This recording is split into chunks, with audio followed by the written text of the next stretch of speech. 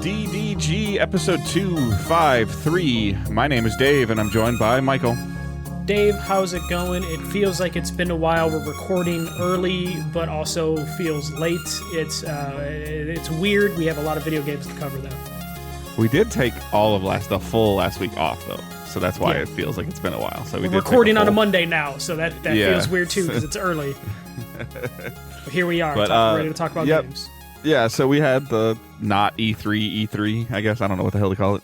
Over the last couple of days. Today is Monday, June 9th, just for reference. So if anything weird happens between now and editing, I'm just letting everybody know because sometimes we get some other stuff that comes out. But we're going to recap the Xbox Game Showcase, the PlayStation State of Play, the Keighley Summer Game Fest show, and then just overall, like if there's any kind of like little tidbits and stuff that came out of like people being in San Francisco or Los Angeles for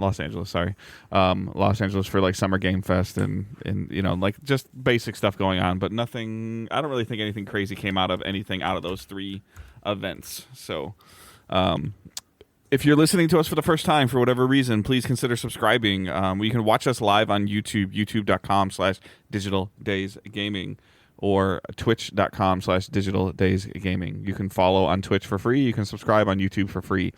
You can subscribe on Twitch. We are an affiliate, so you can pay to support us, or you can use your Amazon account and your Twitch account and get Prime Gaming, and you get a free gift to a streamer of your choice.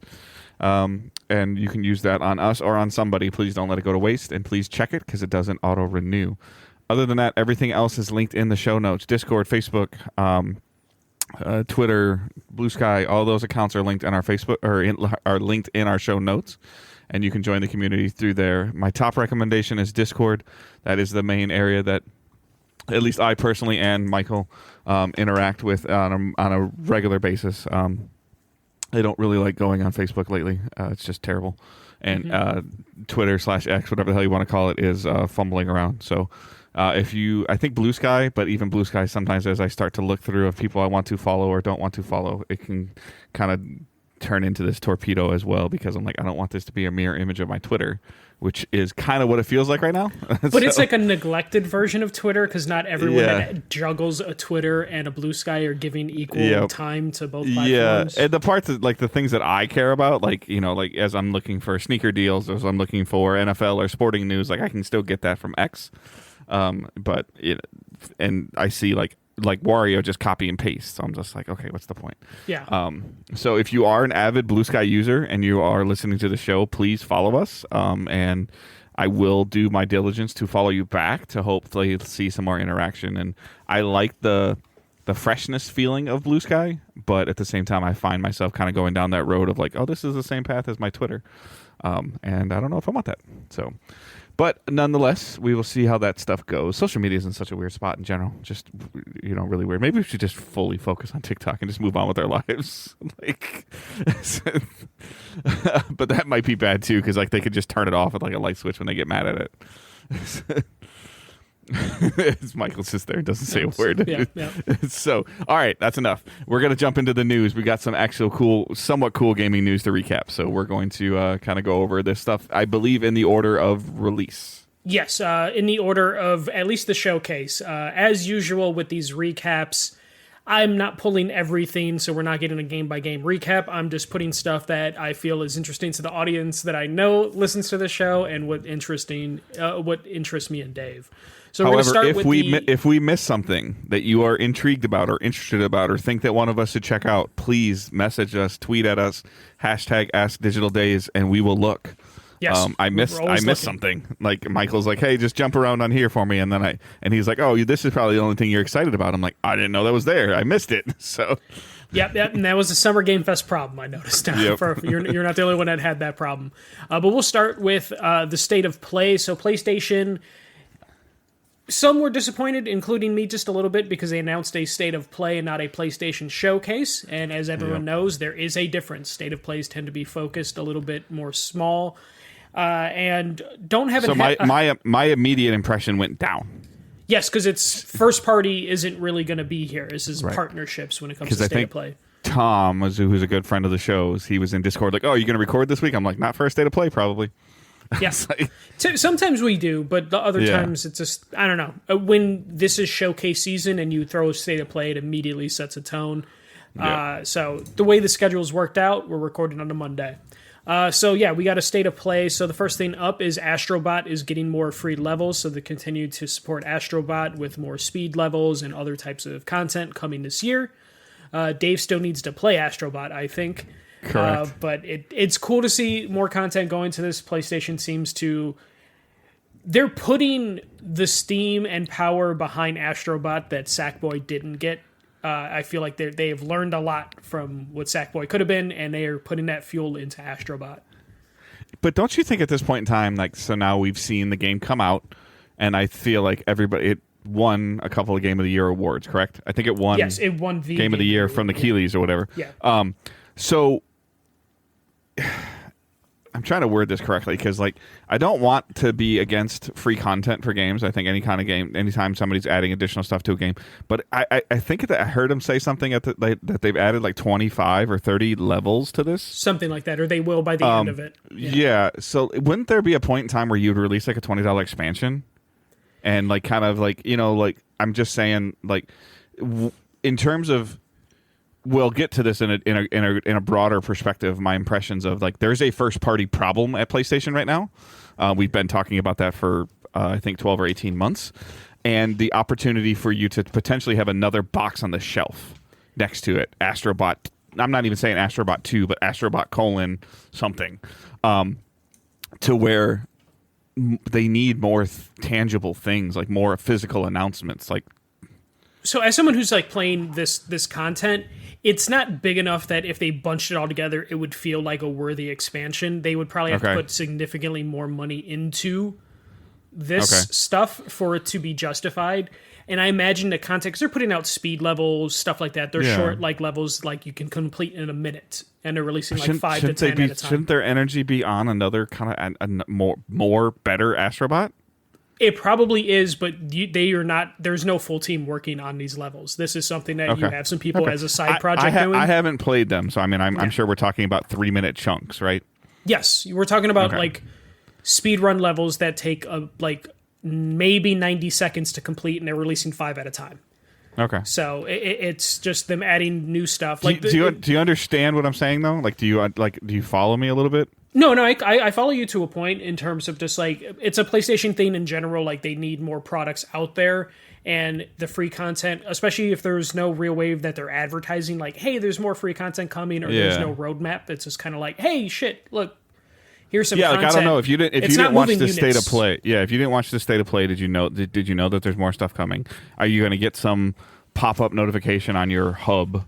On your PlayStation Hub that tells you to go play Astrobot again? Like, I don't know, and like that's the part of where I'm like, is it to, like you said it, like is there enough sales dollars that are kind of warranting this when they do that? Do they see a bump in player count? Do they see a potential small jump in sales of like, hey, they just released more stuff.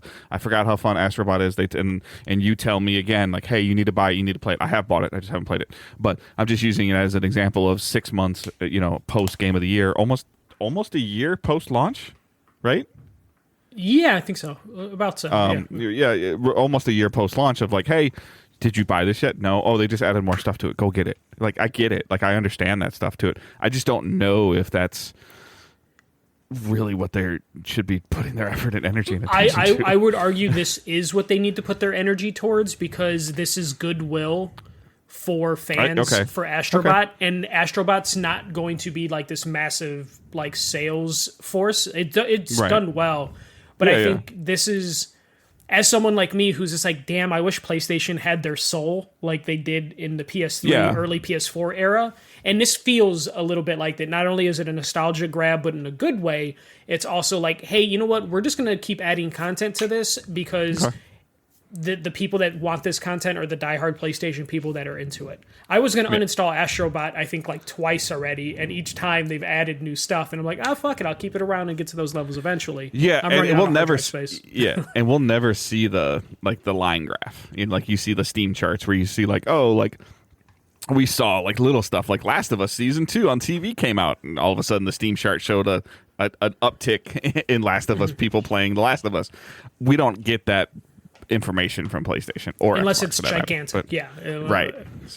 So, like, I think this is just good for PlayStation. They need this sort of goodwill of like, hey, we are going to focus on like these mid-level games, and here's some extra content. And I don't think we're too far away from like an Astrobot sequel, because that studio, that's all they do now, and these games aren't huge. So, I would imagine by the end of this PS5 generation, we're probably going to end up with like a third and maybe a fourth Astrobot game.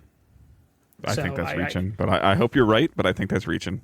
Yeah, I mean, they've already done 2, so it's like, come on, they can easily squeeze out a third and fourth one if they want. But yeah, after that, we had Bloodstained: The Scarlet Engagement announced. So, this is from the creators of Castlevania. This is their offshoot. Really cinematic trailer. Looks very cool. Yeah, looked really cool. I have the same problem I have, though, with a lot of side-scrolling games where, like, they have cool trailers, cool art style, and then I see the gameplay, and it's side-scrolling platforming, and I'm just like, damn. See, like, somebody else said, he's like, oh, that looks like a game you're going to die in a lot. And I'm like, yep.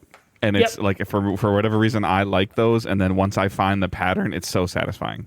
Like once you get but it's definitely not one of those any of these games like whether like these Guacamelee games, these Metroidvania games.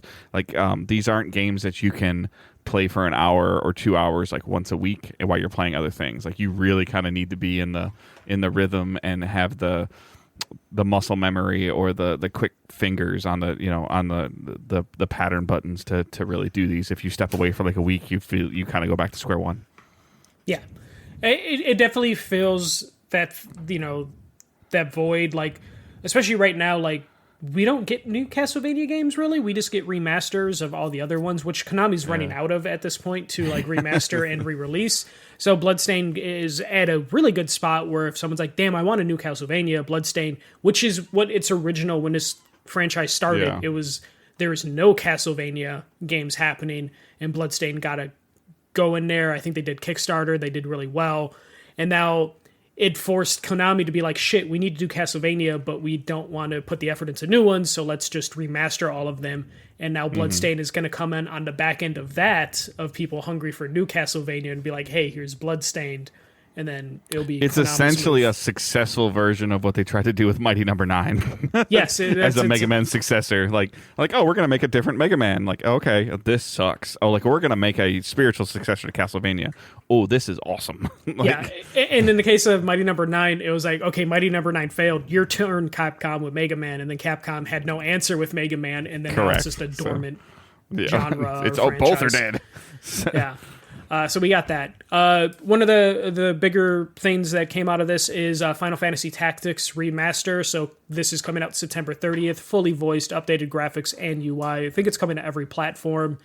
It's funny, this hearing the music, I don't even really have like a fondness or nostalgia for this, but just seeing like that game and hearing it, I just immediately got a flashback to the olden days of like the 90s. Yeah. When I heard that stuff. Like for me, I was like I've heard a lot of a large calamity of people talking about Final Fantasy Tactics for a long time of like, when are we going to get a remake? When are we going to get a remake? And I'm like, okay, what's the big deal about this? I got a very much of I don't know a ton about it, but I got a very much of a Sea of Stars vibe from it, which I'm like is probably not uncommon from that developer. But the fully voiced, because like this as well as I do, like Final Fantasy games had a lot of reading. Especially all of them have a lot of reading. And so like this is intriguing me enough that like as much fun as I had with Sea of Stars, like and a tactics turn-based kind of like I enjoyed my my Mario Marioverse or Mario Rabbids stuff and some of that turn-based combat. Like this has piqued my interest enough. Yeah, no, this is cool. This is be one of those things where I could care less about the older version of flicking back and forth between the games. I won't be doing that. I'll just be playing the new version. It's one of those things I never flick back to the old one. I just like to know it's there. It's like you hope you never have to use whatever weapon you have in your house to protect it, but you're just happy to know you have it just in case. That's how I feel about any time you can flick back to the old one. So that is coming this year. Square Enix seems to have found Square Enix is definitely trying to mimic the Capcom thing, which, Capcom is just like remake, new thing, remake. Square Enix seems to have found that niche, and they're probably done doing foam stars and all those other random things, and we're getting more of this sort of stuff. After that, again, this isn't in any particular order. I kind of picked and chose, so some of the stuff might be a little out of order. But Ghost of Yotai is going to get a state of play announced for July. They at least did the smart thing where they didn't spend too much time with this because they had a state of play coming, so they've learned not to tire us out with like content. Yeah. Yes, I agree with you. However, I'm going to kind of spoil this a little bit at the end. I'm sorry. Like, I mean, I know we talked about it, tempered expectations when this became state of play, but this is other than that, this is really the only new first party thing we heard about. There's like a half first party thing we'll talk about at the end. But yeah, this there's not much to say other than we're going to get a state of play in July. This, I think, is still coming out in October, so this is a good time to kind of hype people up. Obviously, the first Ghost game was super successful. We'll see how this one carries from that. And this is going to be like the big marketing push because this is the holiday game for PlayStation. So that's all I got. And you know what? This could work out great for Ghost in terms of this could top the first one just because PlayStation's going to have to put that much more effort into it. Because the first Ghost, I think, came on the tail end of like The Last of Us Part 2, if I remember. Yeah, I feel like it came like in an August time frame, like a late July, early August. Like in Last of Us was like June? That June. Yeah. So like it's not competing against anything that we're aware of that should interfere with it, and GTA is out of the way now. So like this is like Sucker Punch's like biggest like game that they've ever probably put out now. In terms of what it could do for them. It's potentially potentially a very high chance that this is Game of the Year contender, like blow for blow Game of the Year contender if it's done well. Yeah, I can't really think of anything else. I mean, Expedition 33 probably already has the award carved out for them. But they could knock it off. Like I agree with you. Like, I mean, I think that they could if it's sequels are usually better. Yeah. Like a second one, as they learn stuff from the first one, usually are better. They're either way better or they're just way worse. There's really no like. I would say when you're doing sequels, the second one usually is way better. It's when you get to the third and fourth one. Correct. Yeah. I could argue that Uncharted 2 is the best of the series. Yeah, and I don't think many people would disagree with that. I wouldn't. Yeah, but I would say Last of Us Part 2 wasn't as good as Last of Us Part 1. I just finished Last of Us Part 1, and I'm jumping into Last of Us Part 2, so we'll talk about that probably next week. But yeah. Ghost stuff coming in July. We finally, which is what I think both of us predicted, or at least I might have predicted, is 007. We got a real trailer. 007 First Light from IO Interactive. It's coming in 2026. This is going to be a James Bond origin story. So we're going to see James Bond. Did we know that they were doing a Bond game? Yes, all they've been teasing is like just the logo. Remember, it was at the Nintendo Switch 2 event. It was I think I got that confused with like GoldenEye or something like that. I think I just dismissed it. Yeah. They've basically been teasing the logo for like 2 years now. This looks awesome. Yeah, IO Interactive are one of the best studios out there. They found their niche with Hitman and like really perfected Hitman, and now they're basically going to take everything they learned from that and then bump it up a notch, especially like action wise. This looks really, really good. I mean, I'm gonna date myself, which I do almost all the time, anyways. But I was actually, as a kid, I was a fan of James Bond Jr., the television show. Oh yeah. And this didn't give me like immediate vibes to that right away, but I'll be very curious of how. Like, it's an origin story, like, what year is they going to take place in? Because, like, ideally, like, if you do Bond correctly, it would be, like, in, the 40s, 50s? Like, yeah, but it looked too modern for that. I would agree. It's going to be 90s or 2000s, I believe. Yeah, so the technology aspect and, like, I just, like, I immediately got, like, Uncharted on steroids vibes. Yeah, no, this looks good, and especially... And what I mean by on steroids is, like, the technology stuff. Yeah, and just, like driving is going to be probably a big part of this game at certain points in terms of like action sequences. They have so much. But then this is still IO though. They can still throw some just awesome stealth in there probably. No, that's what I was going to say. Like they're taking everything they learned from Hitman and can apply that easily to Bond and then up it by just adding significantly more action. Because just in like the trailer alone, we saw some boat stuff, we saw some car stuff, we saw like the big like rooms where you get to like run around and you're probably doing like reconnaissance. There's so many cool things you can do with Bond, and I'm not even a Bond movie fan. I'm not either. So. But this looked great, and because it's IO Interactive, I'm willing to give it a shot because I love the Hitman games. Yeah, but a spy story, like in terms of like, this is what like a foundation of video games are. Like you could argue that Metal Gear is a spy game.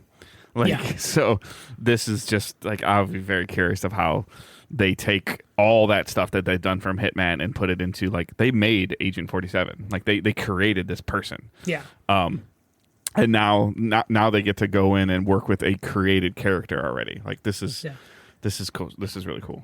Based on some of I'm looking over the trailer right now. It's probably going to take place in modern times. Maybe it goes back maybe 5-10 years, if that. Just looking at some of the tech and cues.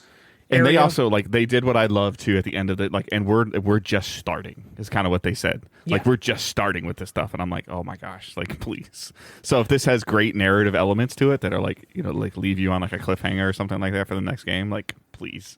Yeah, and you would hope like they would be able to. Hitman content came out pretty fast, but this is on a higher cinematic level. So you would hope that they have like their arc like completely planned out in terms of where they want to go for game 2, game 3, and I imagine they already have like worked that deal out regardless of how this game sells. PlayStation looks like they're backing it heavy. Nintendo looks like they're willing to back it heavy too because it's a big game coming. It's James to the platform. Bond. I mean, like it's just in terms of like you put that 007 logo on a shelf, anybody walks by it, they're going to stop. Like I mean, 80% of people that walk by it are going to stop and look at it, and be like, what's that? Yeah, and they're doing a smart thing by doing their own original Bond. Yep. They're not tying it to Daniel Craig, Pierce Brosnan, all the other ones I can't think of right now. Yeah. Sean Connery. They aren't tying it to them, so that gives you a fresh start. So if you are a Daniel Craig diehard fan, you're not pissed because the game isn't accurate to that character, that version of the character. They're doing all the right things in terms of this is our own Bond, but this is still James Bond at its core, which has always been a thing that James Bond has always been able to do, and it's lasted for over 50 years probably by now. So good on IO Interactive for giving that a shot. After that, we do have Luminous Arise coming from Enhance. So the Tetris Effect developers are working on Lumines, which the head of Enhance is the creator of Lumines. So this is perfect time. I love Lumines. I'm sure Josh Langford was, super excited for that because I know he was a diehard Lumines fan. So this looked fantastic. Dave, I know that's not your thing, so I just put it in there for me. It's fine. It looked cool. I love stylish puzzle games. Yeah. It got Angela's interest. So like there's that aspect of it as well. And then I guess at this point in time, like the only thing that I would hope for my wife would be some type of VR support for this. I think it is going to get VR support because Tetris Effect did have VR support as well, so that is coming, I believe. Because you did buy PSVR 2, right? Yes. Is that a yes, Dave? Yes, it was. Okay. Yes, I do own it. I do own it. Yes. Okay. So. Has it been turned on since day one? Yeah. But mostly it's for Beat Saber for my wife, who's kind of stepped away from it. But I need to check that because I think it came with a Horizon code, and I'm worried about when that code expires. It's usually like 3 years, but you want to take care of that now. 3 years from when the box was made. So well, now it's now that code is right next to Mario Kart that I haven't downloaded on my Switch either yet. My Switch 2. I just put it right under the shelf under the TV. I'm like, I got to take care of this. I have so many. Like, I think one of my microphones came with Ubisoft credit. Some headphones came with Ubisoft credit, and that stuff. Or it says like only like I get a ton of Game Pass vouchers. I should probably give those away. Honestly, you might be able to still stack them too. I don't. They usually say like new customers. Oh, okay. Like 2 months of Game Pass for new customers. Yeah. All right. After that, we have Mortal Kombat Legacy from Digital Eclipse. So this is featuring over 8 Mortal Kombat games with more to come. There's going to be a documentary from Digital Eclipse, which they do such a good job with their documentaries. They did the Atari one, and I think they did 1 or 2 other of these collections. They announced so far 8 Mortal Kombat games. So we're talking about 1 through 4, and then also they're doing the Game Boy version, the Game Boy or the Game Gear version, the SNES version, the Genesis version. So it's the full run of stuff. I think they announced Mortal Kombat Advance, Mortal Kombat Deadly Alliance for the Game Boy Advance. Like all those are coming and even more. This is such a cool collection. They did Tetris Forever, Atari 50th Anniversary Collection. They know what they're doing when they do these documentaries, and this just looks fantastic. As a Chicago person who loves Mortal Kombat, like loves that era of the only time Chicago was really game development central. Selfishly, I hope that they spend a lot of time talking about their kind of their feud with Nintendo with Blood. Like that's it. That has to come up a little bit, especially they do that's have the most those... fascinating part of games that had green blood. Yeah, it sounds like they got the creators of the people from Mortal Kombat themselves. So Boone and Tobias are going to be in this, so they're probably going to talk about that. And the Genesis version and the SNES version are included in this. It's going to be kind of funny. I want to see the Game Boy, the black and white Game Boy version of Mortal Kombat. No, you don't. I want to see it on my TV and controlling it with a proper controller. I don't know why. And they said online play for like all the games. So I'm just like, you know what? I'm going to fucking dedicate myself to the Game Gear version of Mortal Kombat 1. And just going to get into the rank servers only for that one. If that's how it works, we'll see. But yeah, this was a nice surprise. This is pretty cool. Digital Eclipse does amazing work, so it's good to see them take this on. We had Neo 3 was announced. Big trend through all three things. Neo is its own franchise now. This is the third one, really popular, but man, there are so many like plug and play Souls-like content that was through all three of these showcases. Neo stands by itself now. But lots of ninjas, lots of samurais. Yeah, and just Soulsborne stuff. So we got Pragmata. We got a Pragmata trailer. So that's the astronaut with the little girl thing. Yeah, some NASA collaboration or something like that too, right? Like. No, that was the other game from Don't Nod. Okay, Pragmata. She's on the shoulder. Sorry. Yeah. Gotcha. Okay. Yeah. This is a space game, but we were thinking of the one that's with like the European Space Union or Association. Something like that, yeah. This was an interesting trailer. Nothing too much here. They did say, I think there's like a cheeky like when the game's going to come out sort of thing attached to it of just like when it's ready. I'm super interested in the character, the character development between the little girl and the main character. Like that, like they already kind of planted that seed where I was like, I want to know more about them. Yeah. They did a lot more than they've done before.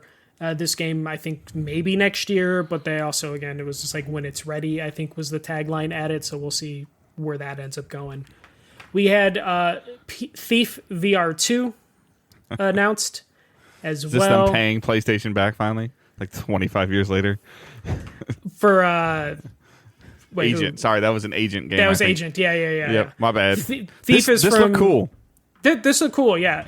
I had to go back and like mentally like, who the fuck owns Thief? Oh, it's so Eidos. Yeah. Eidos owns Thief, and Eidos is owned by Embracer still, I think. Sure, okay. Or did IO take Eidos with them? I don't know. But either way, Thief VR is coming, so VR2 is getting something. We have Sword of the Sea coming from the Abzu Journey creators. I was so confused because the first shot, I'm like, Journey? And then a second shot, I'm like, Abzu? And it's like, no, it's actually, this looks like they combined. Yeah. There's even some flower elements thrown in there because you saw like flower taking over the desert. And I'm just like, okay. Journey on a surfboard. I'll take it. Yeah.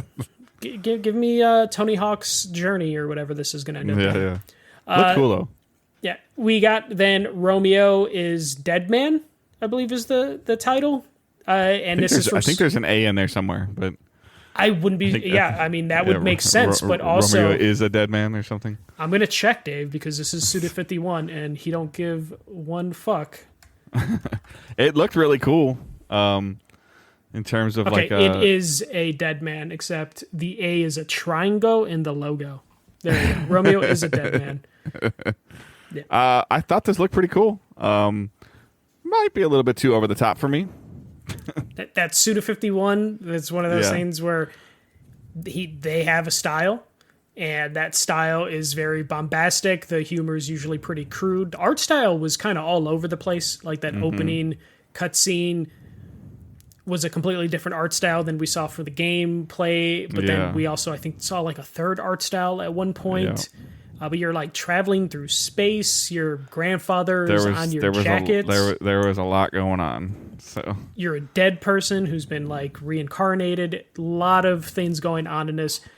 Looks cool. Suda51's games, I feel like, very much as a developer that like you either vibe with his games or you don't. Like there's no in between. You either really like Lollipop Chainsaw or you played it and think it's garbage. Same thing with Shadows of the Damned, I think, was Suda51. Just if you just go through Suda51's library, it is just filled with games of just like you either love it or you hate it. So it's, if you don't like Suda51 games, this game's not going to do anything to change your mind. I like Suda51, so I'll probably play it. And then we have the biggest announcement, the biggest what the fuck, and that is Marvel Token Fighting Souls. So Marvel is getting a new fighting game, but this isn't coming from Capcom. This is coming from Arc Systems work, the famed 2D art style fighting game developer, and PlayStation. So there's a joint partnership. They're working with XDev, which is the PlayStation like third party program, to develop a Marvel fighting game. This is going to be 4v4, heavily anime art style because that is what System Arc does. And this looks fucking stylish as hell. The trailer was in all Japanese, but I think it added to the trailer. This basically kills anyone's hope for Marvel vs. Capcom to release or make a comeback at any point. This is here to replace it, and it looks like it is going to be 4v4, and that seems kind of chaotic. I feel like you need kind a of lot chaotic of characters. It looked yeah. It looked yeah. No, Dave, your response to this, because it's it's a fighting game. I thought it was Marvel vs. Capcom. I legitimately like what I was getting. I was getting a lot of vibes from that, and I think that in this post Marvel acquisition world of Fantastic Four and X-Men and everything now, like this is kind of, you don't need Capcom. Nope. You have the full because you roster. can bring the X-Men in, you can bring Fantastic Four in, you can bring Spider-Man in, and then they're putting the Japanese element onto it as well, of where like kind of Marvel gave them the autonomy, like we've talked about before. Like that ain't my Iron Man, but he looks cool as hell. Yeah, it's Mecha Iron Man. He looks Gundam-ish, and the art style. Some of the art styles for each character seemed like it was drawn by completely different artists a couple different times, but it worked pretty well. Yeah. But there's some cool things you could do if you're not sticking with the traditional. Yeah, and there was a lot of characters in that time that they kept showing. I didn't go back and I have the look list. At a list. Yeah, I have the list of what they have now. What's the number though? Like, I mean, like I don't read them all, but it's got to be like 28, 29. No, they didn't show that many. Really? No, they showed maybe like, I think 8, Dave. I think they showed. No, there was more than 8. All right, Captain America, Iron Man, Spider-Man, Doctor Doom, Storm, Miss Marvel, Star-Lord, and Ghost Rider. I'd have to look again. I swear they showed more than that. So. No, they showed a 4v4 battle, but it was chaotic. There was a lot going on. It was changing scenes. There's so much more they can do, and also just to your point of Marvel has all of their licenses in order now. We did see just I hate to break it down to like this because comic fans are going to get pissed, but we have like our MCU representation with Captain America, Iron Man. We have our Sony representation with Spider-Man. We have our Fantastic Four representation with Doctor Doom. We have Ghost Rider, the Robbie Reyes version of Ghost Rider. They pulled from it. We have an X-Men. We have Storm. So just seeing everybody come from there. Yeah, maybe my mind automatically went to more people when I saw, to your point, when I saw like pillars from each version of this. Yeah, and it's funny. It's going to take a while for us to get used to there even being pillars. Yeah. Because we were so used to how the movies divisions, broke branches, whatever the hell you want to call it. Yeah. And this is that step in terms. I mean, Marvel Rivals also was that step of like, hey, here X-Men and Fantastic Four and standard. But Marvel you could characters. go down. You could go down the X-Men path a long way and go to the main characters and the main villains, and then you can go down the Fantastic Four path. And I mean, just me not even knowing enough Fantastic Four, the Fantastic Four, Silver Surfer, Doctor Doom, and that's about as far as I know. There's way more. I know there's more, but that's 6 characters. That's a season package for this game. Yeah, and because they're doing 4v4, they're going to have to start with a huge roster, but you can see where seasonal content can come into play. And it's a 2D fighter, so that gives them a little bit more flexibility as well in terms of. I mean, like you can putting add Thanos in this game as a fighting character, like that would be so cool. I mean, he was in Marvel vs. Capcom, so like you can do that and find a reason to do it, and also Magneto, like oh jeez, there's so many things, and you can do deeper cuts too, like which I hope they do. I mean, Marvel Rivals pulled Jeff the Land Shark. You can potentially pull more and more characters. This looked great. I do think 4v4 is a lot. I liked how they built up to this announcement because like halfway through the show, they're like, hey, we're releasing a fight stick. And people are like, why the fuck is PlayStation releasing a fight stick? Why is it wireless? I'm hoping it'll be a cable you can. I'm just like, come on, that can't be what you lead with. And my wife's like, what's the big deal? And I'm like, I don't use fight sticks. It is wired too. Okay, somebody said it is wired too. Okay, awesome. Okay, perfect. But like wireless, like I feel like if you're making a fighting stick, like you cannot lead with that because the people that you want to buy that are gonna be like, bleh.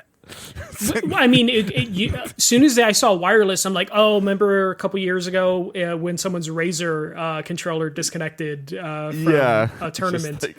Like that is something that I saw echoed by a lot of people. It's not even like the disconnect sucks, but I mean, they legitimately think that there's input lag. There might be. Yeah, there like, is. But we're talking about milliseconds, but that's enough in a high, stakes tournament. This looked great. The fight stick looked cool, but it's probably gonna be like a $300 fight stick. But between them releasing a fight stick, this coming out next year, and then also PlayStation owns Evo, this is going to get a big push in a fighting game community. And I'm glad they're working with Arc System because it's just really like it's just weird too. Like I'm sure Arc System is great. I don't understand the fighting community at all, but Sony was essentially making Street Fighter exist. If Sony didn't invest in Street Fighter, it wouldn't exist. So I'm curious, does this potentially mean that they might be moving on from like we're not going to see Street Fighter 7? Well, Capcom seems really set. Like they just announced the full DLC, the next season, which is going to be from this summer to next spring for Street Fighter 6. Okay. So Capcom is set on like, hey, we are going to support 6 for a couple years now, like they did with 5 lasted 2-3 years of support. So PlayStation at this point is probably like, we bought Evo, we can't live off content packs for Street Fighter 6. We need to go fund something else. And we aren't going to do PlayStation All-Stars, so let's put money into something that could be successful and slap in the Marvel logo on something. And the Marvel vs. Capcom community has been dying for stuff. I wonder, though, the Marvel vs. Capcom collection had just come out earlier this year from Capcom, and I felt like that was Capcom trying to get a feel for if people want more Marvel vs. Capcom. And then they saw this, and I wonder, do you think they knew that this existed? Maybe, in MVC collection was them being like, hey, before you greenlight that, we just sold a shit ton of copies of our collection. Because forgive my ignorance, you might be able to answer this, you might not be able to, but like, what else is what's Arc Systems known for? They are known for a ton of like stylish fighting games. Was it BlazBlue? Let me pull up the last couple years. I think they did people seem pretty excited that they were doing this. I want to say they did the Dragon Ball. Yeah, they did the Dragon Ball Fighter Z. I just wanted to make sure before I checked. Okay. All right, cool. So Dragon Ball Fighter Z, if you remember, Dave, like post-pandemic, did really fucking well in terms of like it made Dragon Ball like a good Guilty game. Guilty Gear, BlazBlue. Okay. Yeah, right. BlazBlue. There you go. And then they did Persona 4 Arena Ultimax. They've done a lot of different fighters, and they are known for their like amazing art style. So partnering with them how did they do? Like, did Dragon Ball ended up being like a competitive fighter? Yes, it ended up Okay. like its first year. It Okay. made it to like the main event of Evo, so it went from Okay. like, You hey, always worry about that company like trying to go into the esport part of it and like the fighting community. It is a legitimate esport. What Street Fighter is accomplishing, what Mortal Kombat for a little while got to, but what Smash kind of has been a little bit of, like the balance patches, and then a company trying to go full, arcade fighter versus competitive fighter can be a challenge sometimes. But if Yeah. they've got the pedigree for it, like, kudos to them. I get my ass kicked in any fighting game, so I. yeah, no, they Dragon Ball Fighter Z, if I remember correctly, its debut year, there was such fan fervor for it that it ended up main eventing one of the Evos along with Street Fighter, which is a big move. Usually, it's just like Street Fighter and Mortal Kombat main event sort of thing, or Tekken, not Mortal Kombat. So yeah, they have the pedigree, and also PlayStation owns Evo. So even if it wasn't, going to work out, PlayStation is going to make sure this main event's Evo, or is one of the pillars of Evo when it comes out next year. I imagine they said 2026. I imagine your first tournament is going to be Evo, whether this game's out or not next year, which is usually in the summer. So we'll see where this goes. It sounds like they've been working on it for a little bit now, based on the content they had available. Yeah. But yeah. That was PlayStation. Dave, we spent a lot of time with PlayStation, so we'll burn through this. But what did you think of PlayStation overall? It's fine. They completed their third-party contractual obligations. That's what I felt like this was.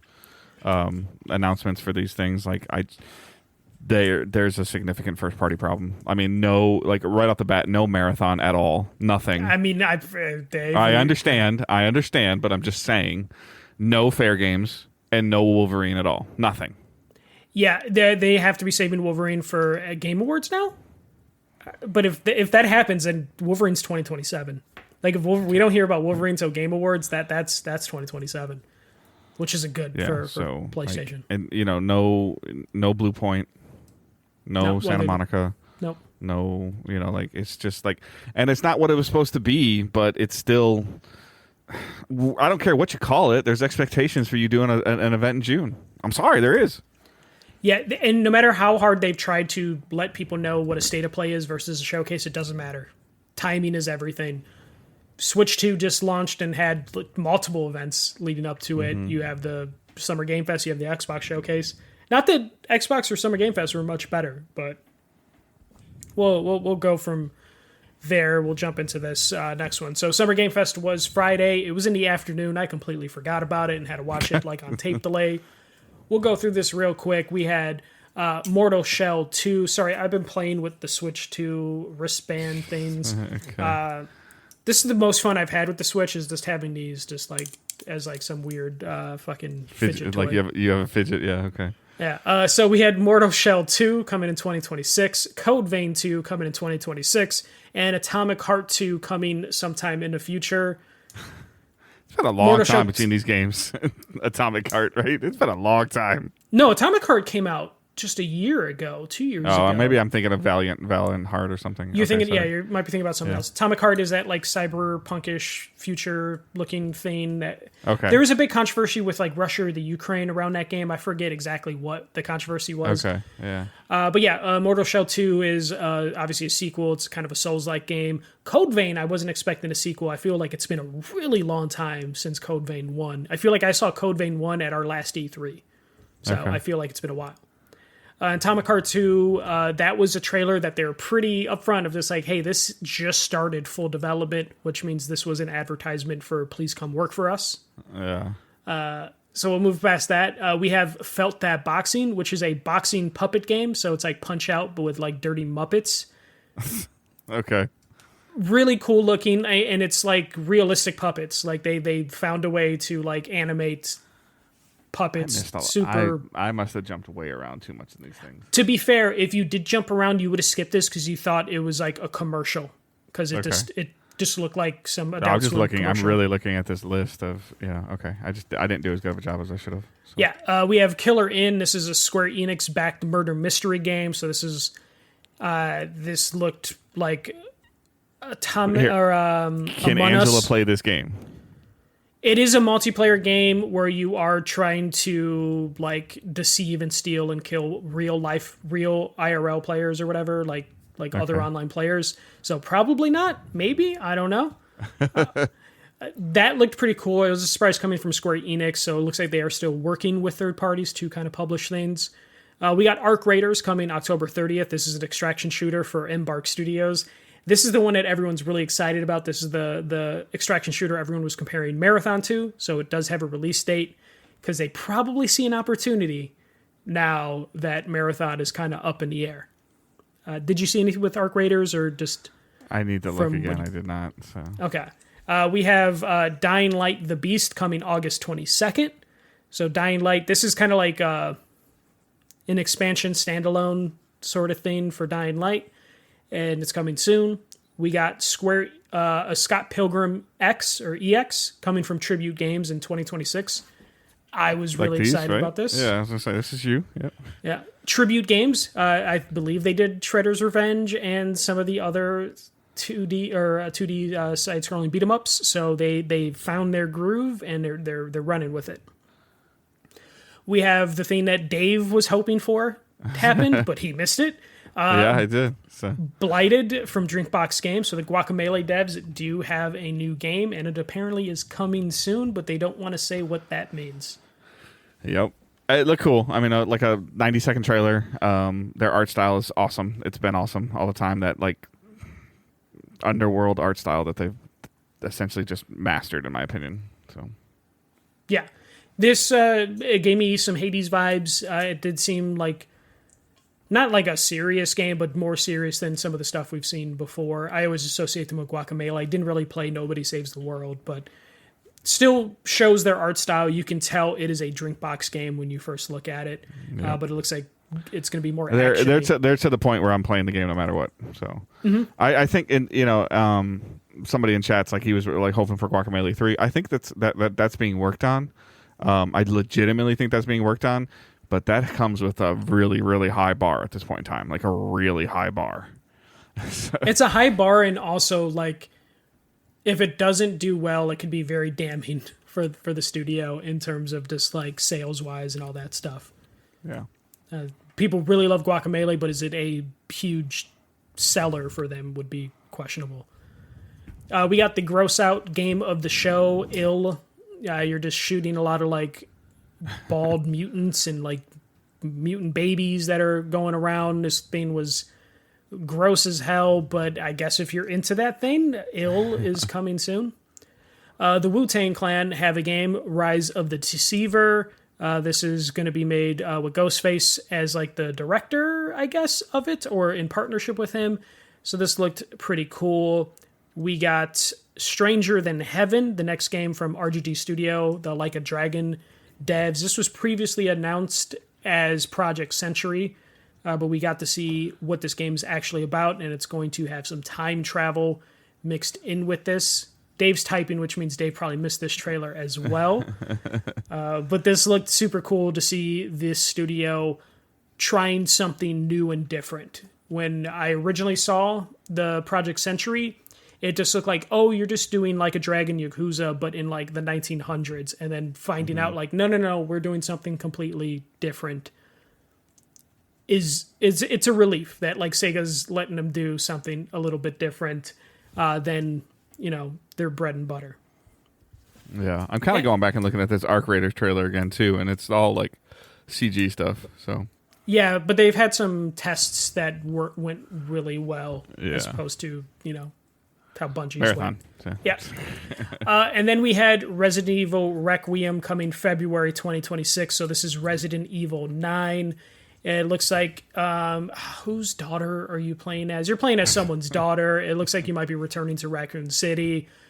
This looked cool. A lot of people are suspecting it was a fake out trailer and the person you see isn't who you're actually going to be playing as. But it was the big thing to end Summer Game Fest. So Capcom, they are still like unstoppable right now in terms of how fast they're able to pump out remakes for Resident Evil and new sequels for Resident Evil. So they are in a groove, as I mentioned, other studios are in as well, and Capcom is just they're just moving. They're keeping it going, and this looked pretty damn cool. Yeah. I didn't really get to see a ton of this, so I didn't do as good of a job as I thought I did on these recaps, but nothing was like blowing up on my social feed that came out of any of this stuff. So yeah, for me, the things that like came out of this from my feeds, it was Scott Pilgrim, Blighted. A lot of people liked the felt that boxing thing, but I think it's a cool art style, but whether it's gonna actually be like a fun game to play is we'll have to see. But yeah, Resident Evil Requiem was pretty big of an announcement and a reveal. Though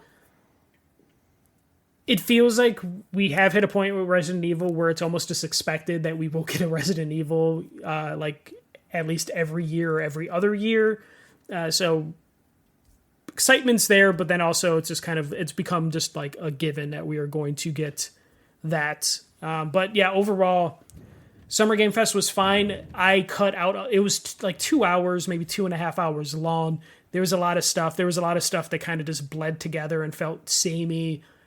I still don't know if I like Summer Game Fest as an E3 replacement. There needs to be a little bit more of a split in terms of, I like the way, it used to be Nintendo, PlayStation, Xbox, so you kind of could put things in different compartments, but you can't really do that with Summer Game Fest, so it just kind of just feels like a endless, trailer.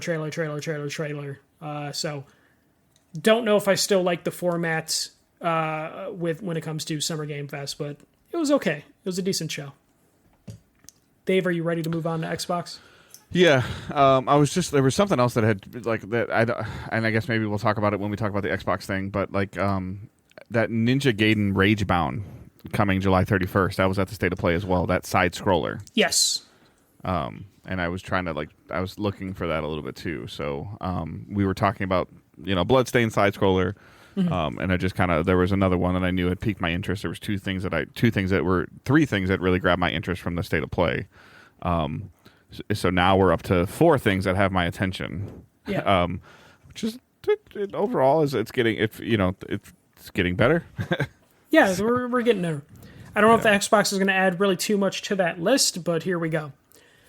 First thing, Xbox officially unveils the ROG Xbox Ally, which is their handheld PC with support of all major stores. It's a Windows machine.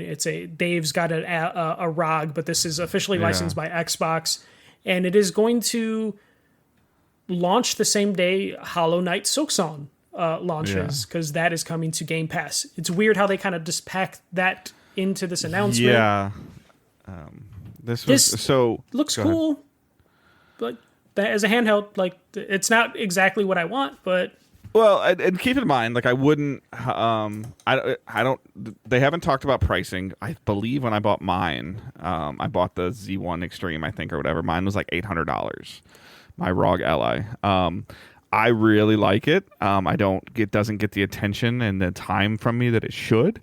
It is dockable. I don't know if the Xbox Ally would be like this or not. I would assume it should be, yeah. Yeah, it is dockable. The thing that there's 2 things that I've seen over the last couple of days that I'm most intrigued about. One is the visual aesthetic. Part of the problem I have with the ROG Ally is it fucking hurts my hands, holding it.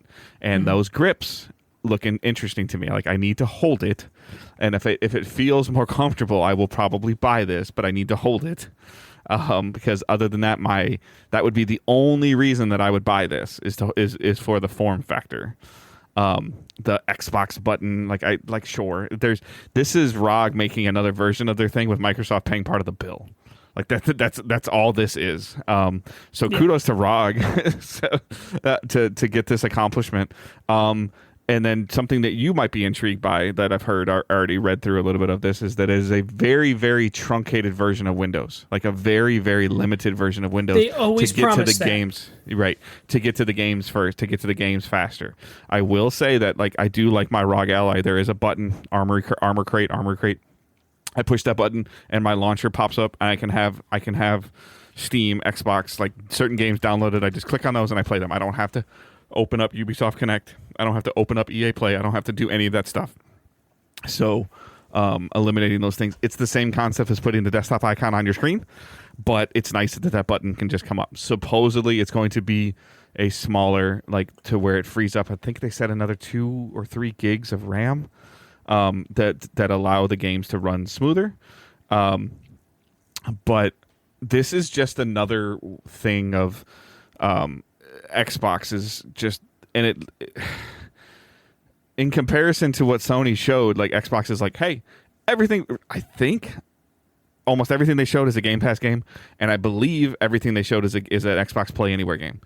Yeah, not everything coming to Game Pass, but everything is a Play Anywhere game. Yeah, so like that's, for me, that's like super interesting, and that just builds that additional layer of accessibility of like I can play this on my Xbox, my Series. I can play this on my ROG. I can play this on my PC. I can take my ROG with me and I can play it. I can sign into my Xbox account and play something via the cloud. You don't have to buy it on Xbox and buy it on a handheld and buy it on a PC. It's what I wish Sony would do with their I wish that I own Ghost of Tsushima on PS5, and if I want to play it on my PC, I should be able to. Like I feel like that would be, I already gave you my money. Why do I have to give it to you twice? So that's a very interesting. I mean, they've been doing this approach. That's a very interesting factor. And I'm in the middle of this stuff right now. Like I'm like, full disclosure, I'm looking at another television, for my living room, and especially now with the Switch 2, and I've been thinking about a Pro with it being on sale for like $50 or $60 off or whatever. Probably not going to do it because like my son has a PlayStation in Kentucky. I have a PlayStation here. If I get a third one, if I get a Pro and put this other one in another room, am I really going to be able to share my digital content correctly? And I don't think so, because it struggles. Just remember to do it. It just can't be. You can't be logged in twice. Yeah. So. Yeah. So versus I can pick up a game, play it on my ROG for a little bit, save it, come downstairs, play on my PC. Oh, I'm gonna go upstairs and sit on the couch and play it on the couch now on my big screen TV, and it just works. Like I did Nobody Saves the World, and I went back and forth. I've done like tons of stuff. Like, and I need to get Expedition 33 on my ROG. Like, just tons of things. And if this somehow streamlines that. They're saying a lot of stuff. Like, I'm with you, Michael. They're talking a big game of smaller windows and easier to the game faster, and this is an Xbox, like, but it's still a Windows PC, and I need to see the price. So the current Ally X from ROG that has comparable specs is $900. Okay. So which I think they just had a price increase recently, partially because of tariff. Yeah. So you'd imagine I did not pay $900 for that. Well, no, you didn't get the Ally X. You got the standard one. I think I did. I think I got the I'd have to pull my Best Buy account. No, I'm pretty sure you got the $600 one. Okay. I want to say you got the $549 one. This is the X one, so this is like the highest model one. That one is currently going for like $900. So it is pretty crazy. A lot of speculation is saying it's going to be within $800 to $1,000 for the high end one. The ROG, the standard one, just the Ally, that one is going to maybe be in that like $600 to $800 range. It's the Ally X that is the super high end one that could be up to $1,000.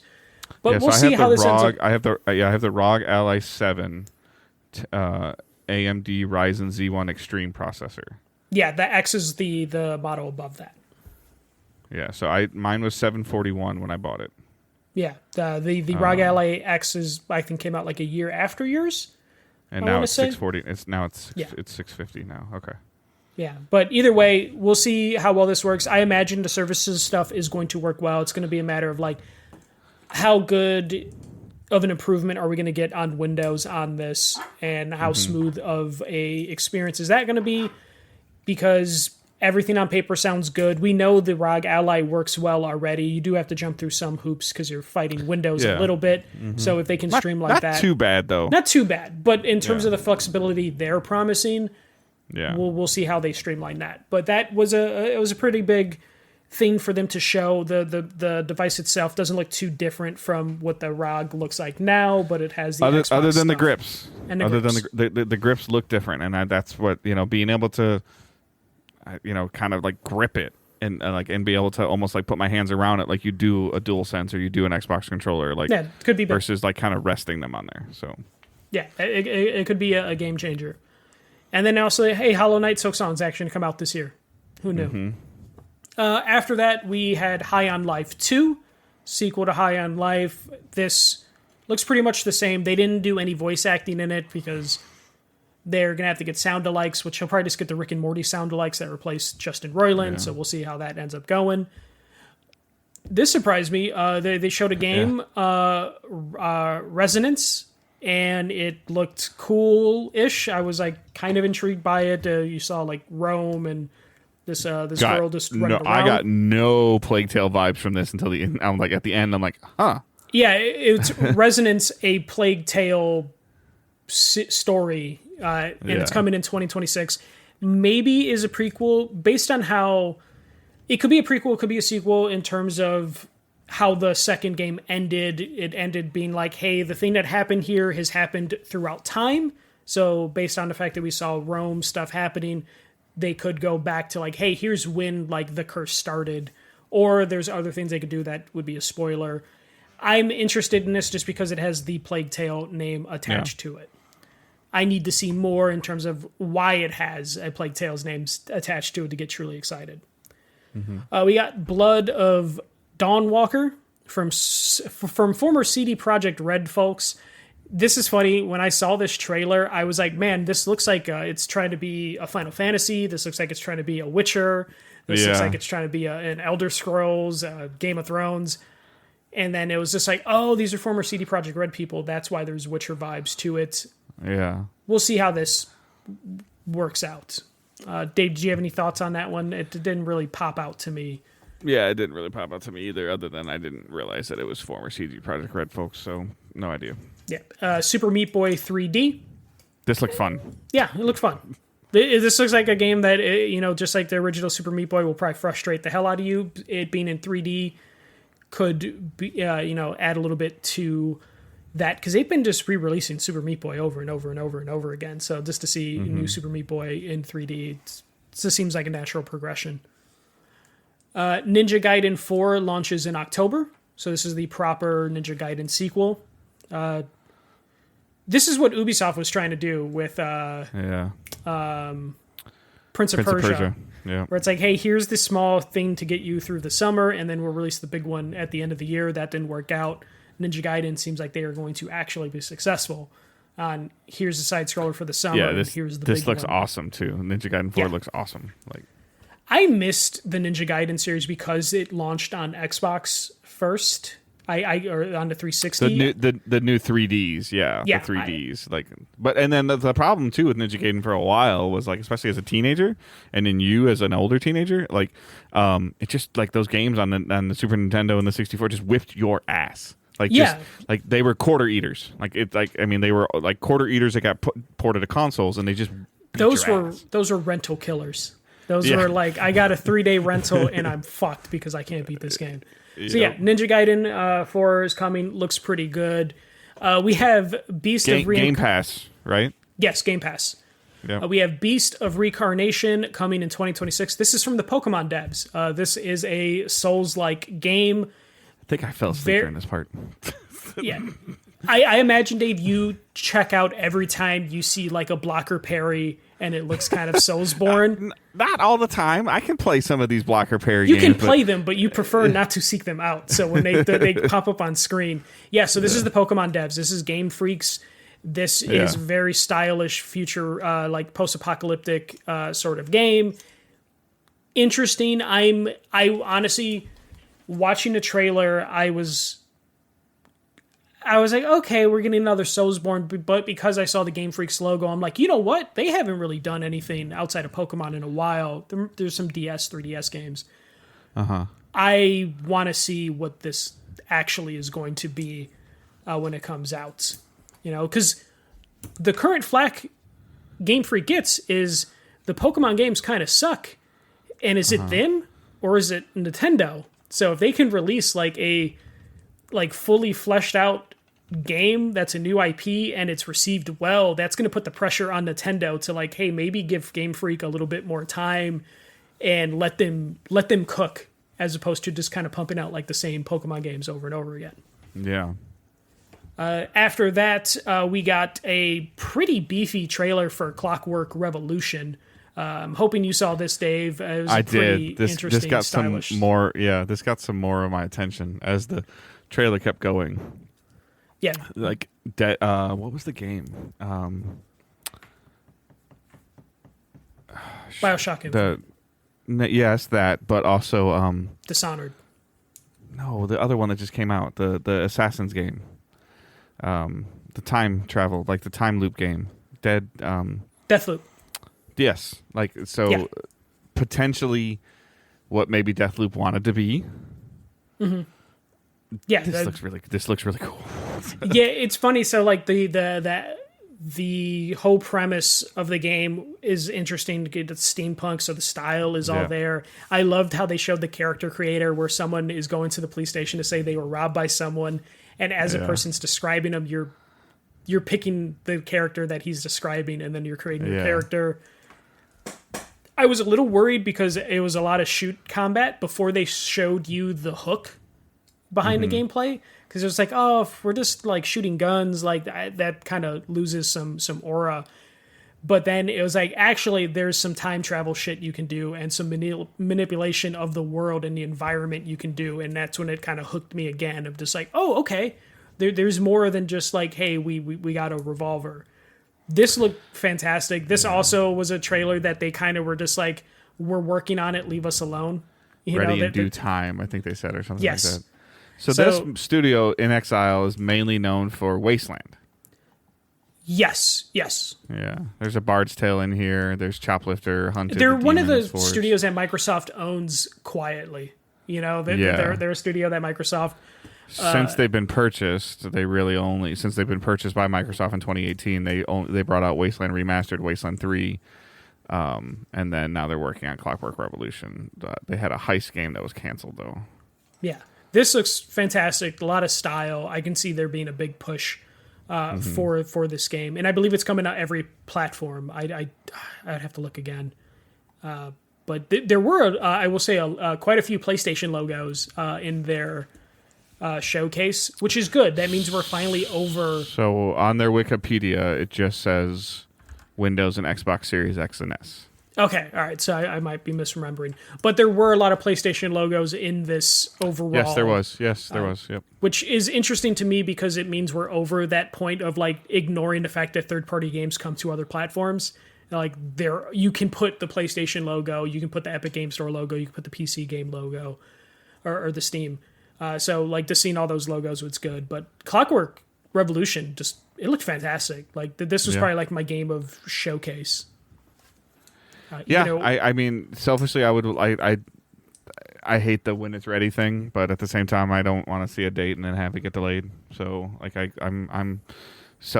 hate it, but I love it. So yeah, at least they had some fun with it. Don't show me much more, please, unless you're going to show me another trailer with a date. I would imagine that would be the next time we see this game, and Microsoft seems to be okay with letting them just kind of work in the background as one of their quiet studios. A studio that isn't quiet is Obsidian. Grounded 2 is launching in early access this summer. It's not going to be called Grounded 2. That's just the working title. It's going to be early access. So Grounded 2, hey, it's coming. More Grounded. Do we need this? Like, is this? I mean, the first one was surprisingly popular.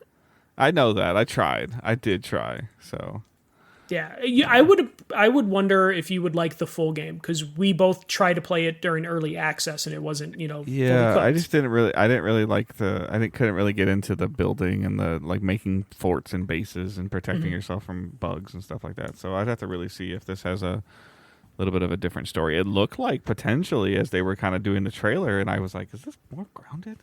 I was like, there was a really cool story there. Like the game itself had a really interesting story, but I never got to it.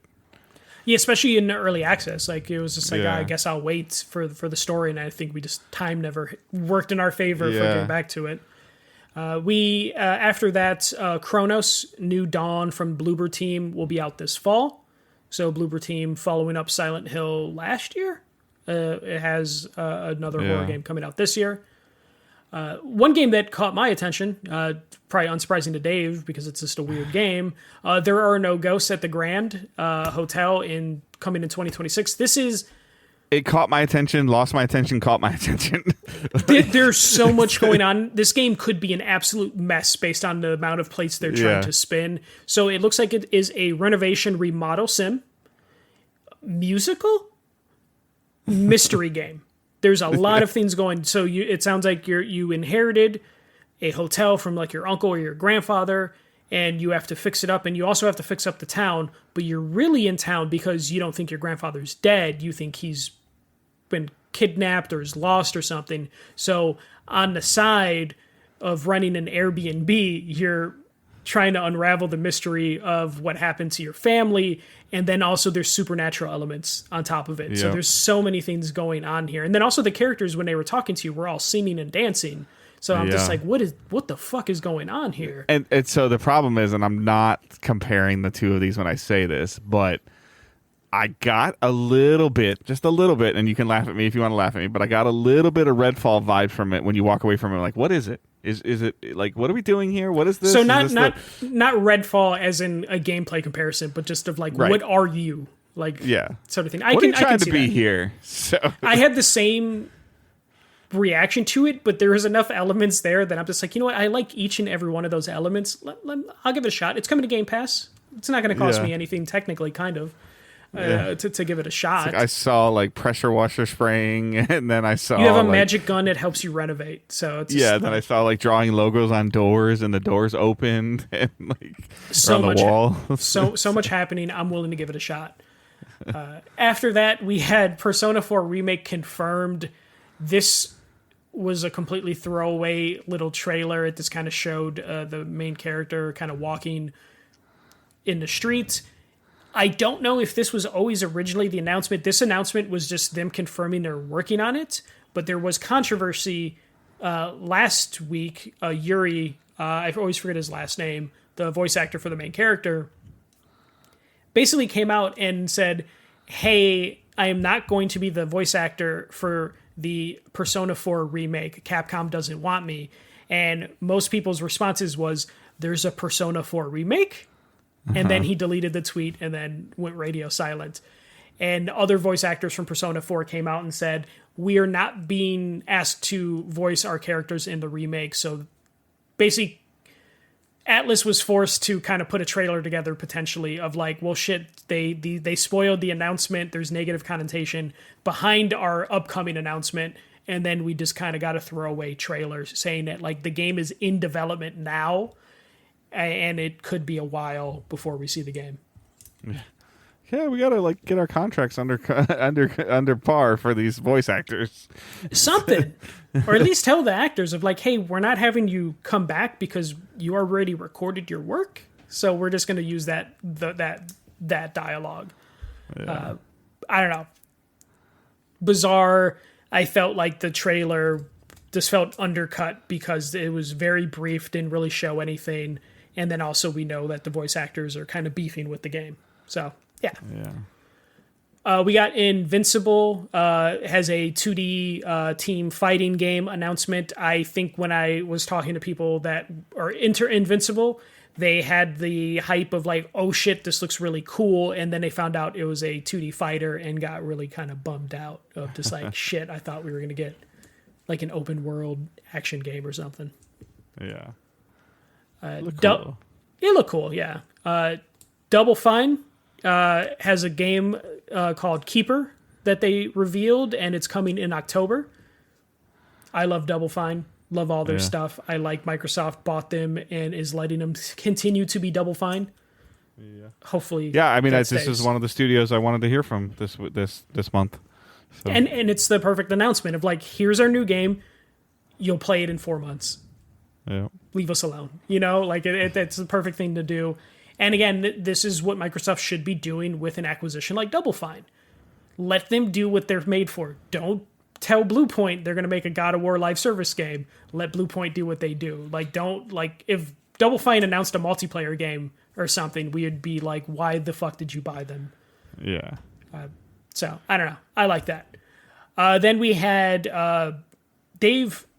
So the Black Ops 7 trailer I don't know if I'm supposed to know who any of those people are or if I was supposed to be surprised it was a Black Ops 7 trailer, but I felt completely out of the loop when they revealed that it was a Call of Duty game.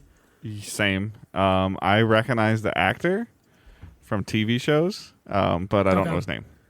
I'm just so out of the loop to where I recognize that was an actor, but I didn't know he was already in Black Ops games or something, because I was just absolutely confused.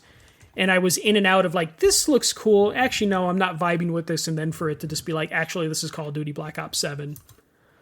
Yeah, okay. I think that character is Jack Pearson. Okay. Yeah, so I'm not confirming that. I'm just based on what I saw on the trailer. The show that immediately comes to mind is the This Is Us show, but he's been in tons and tons and tons of other things, and I don't know if he's been confirmed to be the character that is in Call of Duty or not. But I don't know what to think of this. Are they going to make a stellar campaign again? I guess the more recent one that we got that I would say it's where you think the last couple were good. Yeah, the Modern Warfares have been good. I don't remember Black Ops 6. Yeah, neither do I. The space, the one you spent some time in space, that one I thought was really good. Advanced Warfare? ? I would say that's wrong. The one where the character sacrifice your character sacrifices himself. Infinite Warfare. Okay. Yeah. Because Advanced was the Kevin Spacey one, I think. Okay, maybe. So yeah, I forget. Yeah, so okay. I guess I forgot that this is around the time that we hear about a Call of Duty. Yeah, I don't know. I had no reaction. I was almost disappointed that it was a Call of Duty announcement to end the show, but I realize that makes sense because that's their biggest franchise. I don't know what I want. I wanted Spider-Man. Yeah, but I think typically, but I think typically they get their own showcase. They do. COD's kind of always done their own thing. I think they said we'll find out more later this summer or something like that. So we are going to get that. I feel like you open with a Call of Duty game. You don't end with a Call of Duty game. Yeah. I don't know. But and whatever he teased, people are thinking he teased some Halo remake or something like that. Yeah, because he said next year, he went through the list of all the games coming out next year and is there will be a game that has been with us since day one, which is either Halo or Blinks the Cat. I'm going to lean towards Halo. It could be Fusion Frenzy, maybe. I don't know. WWF Raw. He could be talking about a wrestling game. I don't know, man. I'm not hearing too many good things about your ratings on Netflix. So, I wouldn't be surprised. Honestly, I canceled my Netflix subscription, and part of the reason is wrestling has not been good. So it's just there's the one thing keeping my Netflix. But yeah, no. Well, the one thing that keep my Netflix is the Lions are playing on Christmas Day on Netflix. That sucks. Losing the holiday games to subscription services sucks. But yeah. Ends with Call of Duty, and then we did get a pretty beefy Outer Worlds showcase. It's more Outer Worlds. It looks good. There's not much to say. I didn't watch the showcase. The trailer that they started with the showcase, or the Xbox event with, intrigued me enough that I kind of forgot it was an Outer Worlds 2 for a couple seconds. I need to finish the first one. I didn't finish it. Play it. It was good. It just came out at the wrong time for me. Yeah, I mean, this one, I think, for whatever reason, seems to be potentially holding Outer Worlds 2, potentially is holding my attention better than 1 did. I don't know why. It is more fleshed out looking. It looks significantly more visually appealing. Okay. Mechanic-wise, it does look like they're adding way more mechanics, and you're more of a mechanics-driven person than a shooter, like a story person. So this seems like they're making all the right improvements to the first game. But then I also feel will I be disconnected if I don't play the first one? Maybe. But it's Obsidian. They've been making RPGs that you can just. They're pumping out some content, man. They're kind of getting on that Insomniac pace level of a couple years ago. They are like the Insomniac of AA games. In terms of they have not had a bona fide hit. This is. GOAT status, but they've been consistent with their Because what are they doing? They're going output. Grounded 2, Outer Worlds 2, and something else, right? Avowed came out earlier this year. Yeah, that's right. Okay. Yeah, which was decent. It reviewed okay to well. Yeah. You know, they. I said groove like 4 or 5 times already, but they are in a groove and they're putting out content. It's not blowing the world like up. They're an OG Fallout dev. Like, it's fun to play, but it's not going to light the world on fire. It's exactly though what Game Pass needs. Yeah. Of just like, here's consistently good stuff. I got annoyed. I'll be honest with you. I got annoyed with World Premiere. Like so many times I got annoyed with that. But I get it. Because they had 3 different ones. World Premiere, Game Pass Day 1, and Play Anywhere. And it's just that was a little like kind of hitting you over the head with a hammer. But at the same time, just to know that you're watching that showcase and almost everything you saw is Game Passable. Like, and that's, I know a lot of, there's something coming to Plus Essentials that they showed during the event. Was it Sword of the Sea? It might have been. There was Sword of the Sea and a couple other things. Like, there was a good push from PlayStation for the thing, which I might actually up to premium because that's the Playdays deal where it's like 33% up to upgrade your stuff. So So I mean, just in terms of like looking at all 3 services now in this world that I'm in now, there's certain PSVR 2. I have some of these games that they showed there. Like there's a necessary need for PlayStation Plus tiers. Xbox Game Pass, I'm satisfied and happy with. A potential, there's a good chance that one of the Game of the Year, top 5 Game of the Year things are going to be on Game Pass, which is fantastic. Yeah. And then not going down the rabbit hole yet, we'll talk more next week. The Switch 2, like that $60 or $80 a year package comes with the access to N64 and access to the Breath of the Wild and Tears of the Kingdom upgrades. And those things are super interesting and enough to hold my attention to warrant you get my wallet. And then I think PS Plus just auto renewed on me, and I was like, "Whoa, what's that? Like $180 bucks?" I'm like, "Ouch!" I'm so scared of mine auto renewing because it is $180 or more I was now. like, "Ouch!" My wife's like, "What's that?" And I'm like, "Oh, yeah. Remember when we upgraded when we bought VR2?" She's like, "Yep." I'm like, "Those 6 months expired," and she's like, "Oh." I was like, "It's okay. There's some games on there that we're gonna play and we're gonna need, But it just kind of like when it hit the thing, you're like, "Oh," but then it's not gonna hit the thing again for 12 months. And then you're going to forget about it again? Versus Game Pass, which I see Game Pass at every month, and I'm like, okay, $1 a day. I need to re-up my Game Pass. I will probably, because I do want to play Doom. I want to play a couple other things. So I'm trying to strategically pick my Game Pass like I've been doing the last 2 years. Yeah. But PlayStation kind of puts me in a spot where it's like they don't really have these sales except...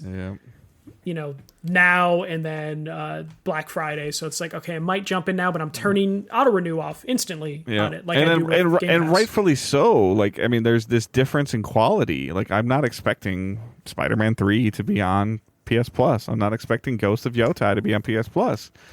However, I'm happy that Doom's on there, and then I'm happy that Call of Duty will be on there. I'm happy that Hollow Knight looks like it'll probably be on there. Yes. Like Ninja Gaiden, like those are all things that I'm happy that are there. And there's some high risks of players like these. What was it? Something Xbox is bringing out is $80, and I saw it over the weekend. Outer Worlds is their first $80 game, which that is highly questionable $80 game. Yeah. But however, sure, it's a highly questionable $80 game. On your left hand, you're holding $80. On your right hand, you're holding $25 a month for Game Pass. Yep. No, and that's what it comes down to, and that's what they want there to be. They want you to not want to buy their game, but be interested enough to get a subscription to them. Because it comes down to, getting you to hopefully forget that you're subscribed, and then it renews for a year. You're interested enough in what they have coming next to just renew it yourself, or... at worst case scenario, they get some precious data points from you. Right, but they're also not trying to swing for the fences and bringing Concord to the plate as their bat. Yeah. Like, they've had some duds, but then they've had a lot of, like, I mean, I'm okay if you're okay with it, of, like, I get to pay $25 a month for every 3 weeks a quality AA game. Yeah, I mean, you know, they did say at the end of the Call of Duty trailer, coming to Game Pass day one. They're fine with that, you know. You know, they could get your money any other way. But you know what, honestly, though? We didn't talk about it a couple weeks ago. We won't talk about it too hard now. But, you know, the whole Apple Epic Games lawsuit thing could spill over to other consoles. It's about to get weird. Like, there's an avenue to put Game Pass on PlayStation. And for Sony not to... And Sony can't stop them. Yeah, there's a real possibility that we could end up in that future. Will PlayStation fight it like hell? Yes, but it could be inevitable, and that's what Xbox is just like, man, if we can keep going for a couple more years with this shit and get to that point where PlayStation can't do anything about it, like, they will. Or if they somehow convince ROG to put this thing at like $600. Like... Yeah, well, they would just have to subsidize. Be like, we will eat the cost. Yep, and here's the deal: like, it costs $600, and it comes with 24 months of Game Pass. Like, I mean, that might be reaching, but if they do something like that, like, I will tell all of my friends to not even to just go get that. You can download the game. You can take it with you. You can connect to the internet and validate your licenses. I think it's every 10 or 12, 15 days or something like that. And to have that ability to stick a cord in it and put it on your TV. Like, I am so fascinated by the versatility of my ROG, and also, like, I haven't even really seen the massive changes to Switch 2. Owen's been all over the Switch 2, but Owen got to the point where he didn't want to play Fortnite on the Switch 1, and he is super thrilled with whatever changed on the Switch 2 version. Like, he's super thrilled. So we're not going to go deep into that right now, but the pricing around this ROG, this Xbox Ally, will be a huge factor. And I just, like I said, I need to hold it, and then I will potentially sell my original ROG. Honestly, you might want to do that now while the price is still probably pretty good on that trade-in, because you can probably live 3 months without your ROG. Yeah, I can. Yeah, I just got to see. I got to, you know, sometimes when people start talking about hardware, like, it's like I've been watching some of those videos, the Republic of Gamer video and the Xbox people, when they start talking about it, it almost makes me fall asleep. And I'm just like, please just kind of tell me, like, what it's going to do. Show me. Tell me how much it's going to cost. It's better playing this game. Price we don't know. Because they probably don't know the price themselves at this point. Right. No, I know. Yeah. So, I guess overall, what would you give the weekend? A solid B-. That's what I was thinking, B-, C+. Yeah. Yeah. Like, the most intriguing thing out of the three things that that's always on the top of your mind now when somebody asks you what you saw that you liked. It's going to be the fighting game, the Marvel. Yeah, it's Bond for me. So yeah, if I were to rank the things, it would surprisingly be PlayStation State of Play #1, Xbox Showcase #2, Summer Game Fest #3, and that's just because, you know, we got Bond, Luminous, and the Marvel fighting game in the State of Play. Yep. You know, Summer Game Fest was a real disappointment for me. Yeah, and I would put State of Play above the Xbox Showcase just by a hair, and the main reason is because there's things that they showed at the State of Play that I want to play. Yeah. But then the reason why I say just a hair is because I respect the fact that Xbox is like Game Pass. They're all in again. Yeah, they're not changing. Everybody's like, this can't last. This can't last. We've been saying this for 4.5 years now.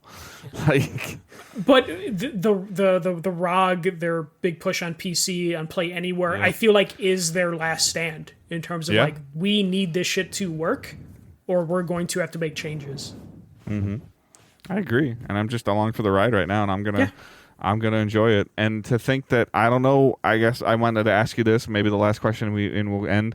Is this Marvel fighting game, forgive me, Tokon Fighting Souls? Yes. Is it coming to PC? Yes. They said that? I believe so. Okay. Day and date? Yes, I believe so. Hold on, I can check. So PS5, Steam, and Epic Game Store. Perfect. So I'm sorry, but you cannot have a problem with Microsoft's agenda when Sony is leaning heavily towards that with almost all of its new multiplayer stuff. And Microsoft's doing Play Anywhere to where you technically only need one copy of the game in theory for a lot of this stuff. I really got to test that out and put that through the paces and see. And they do cross save really fucking well to where we're not talking about cross progression, we're talking about cross save. It just works. Yeah, so like, the Microsoft account thing just works. Yeah. PlayStation's getting there. PSN is on PC, but there's a resistance for that that isn't there for Xbox because you just already have a Microsoft account if you have a PC. Like you don't have a choice for that. We're in an interesting time for games. I still don't know if this holiday has a ton of big things that I care about, but we at least see a window for Xbox. Third parties seem to be pretty comfortable. When we get a light news week soon, maybe even next week, I know we're going to talk Switch impressions, but we need to go through the next 6 months calendar. We need to do that for Patreon. Let's actually commit to doing that. Yeah, we need to talk about that of what's coming the next 6 months. We've had enough stuff kind of delayed, moved, canceled. I really need to see what we're talking about. Essentially, 4th of July to Thanksgiving. Yeah, and what that's going to look like. So definitely have to do that. Take us out. All right. Yeah. So thank you guys so much for listening. Long show, obviously a little longer than normal. That's typical for these kind of things. We're up at around an hour and a half. But if we missed anything that you saw, again, hashtag AskDigitalDays. Post it in there. Post it in Discord. Tweet it at us. Blue Sky it at us. Whatever. I gotta save that hashtag on Blue Sky if that's even a thing. And then we'll try to add it to a list or conversation. Let us know what was the favorite thing that you saw. What are you looking forward to? What was your favorite show? Let's get a little bit of interaction going on our Discord, and we'll highlight some stuff next week of what you liked, your favorite thing you saw, your favorite show of the three. Let us know, and then maybe we'll put together a list of DDG's Game of E3 or something. I don't know. Game of Summer Game Fest. I don't know what the hell to call it. Non E3. And we'll see. But yeah, send us some stuff about what was you were most intrigued about. So again, everything is linked in the show notes. You can follow us on social media at Digital Days Pod, at The First MJC, at Good Dave Hunt. Facebook group and Discord server are linked in the show notes. And I hope you guys enjoyed the little bit of fake E3 that we got. And hope everyone has a great week and keep moving forward. Don't be a dick. See ya.